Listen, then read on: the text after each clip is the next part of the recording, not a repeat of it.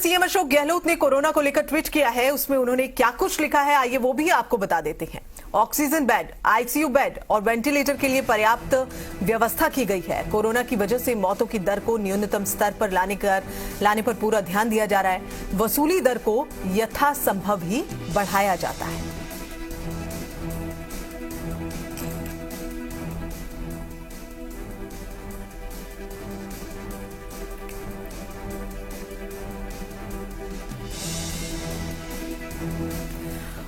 और प्रतिपक्ष के उपनेता राजेंद्र राठौड़ ने प्रदेश में तबादलों पर तत्काल रोक लगाने की मांग उठाई है। दरअसल उन्होंने कहा कि सरकार कर्मचारियों को डराने की कोशिश कर रही है। पंचायत चुनाव की घोषणा के साथ आचार संहिता पूरी तरह से लग चुकी है, ये लागू है और अब तबादलों का डर दिखाकर डराने की कोशिश की जा रही है। सत्तारूढ़ पार्टी की अपने पक्ष में प्रचार कराने की कोशिश है। ग्राम पंचायतों के चुनाव में अपना प्रभाव बनाने के लिए सरकार राज्य कर्मचारियों पर बेजान दबाव बनाने के लिए इस प्रकार का निर्णय कर रही है। ऐसे अवसर पर स्थानांतरण जब हो नहीं सकते, मात्र राज्य कर्मचारी राज्य सरकार के अनुसार काम करें चुनाव में, इस प्रकार का निर्णय लोकतंत्र को छोटा करने का निर्णय। और राज्य सरकार ने तकरीबन 1.5 साल बाद तबादलों से रोक हटा ली है, लेकिन पंचायती राज विभाग को अभी भी तबादलों से बैन का इंतजार है।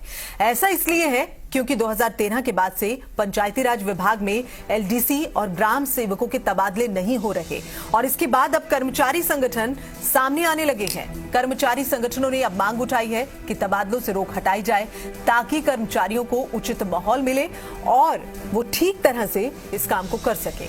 उनका कहना है कि दूसरे विभागों की तरह ही उनके विभागों में भी तबादलों से रोक हटनी चाहिए। 2013 में सरकार ने ये रोक लगाई थी कि जिस जिले में पोस्टिंग कर दी गई उसी जिले में कर्मचारियों को अपनी ड्यूटी देनी होगी, लेकिन अब कर्मचारी संगठनों की मांग उठने लगी है कि रोक को हटा लिया जाए ताकि कर्मचारियों को बड़ी राहत मिल सके।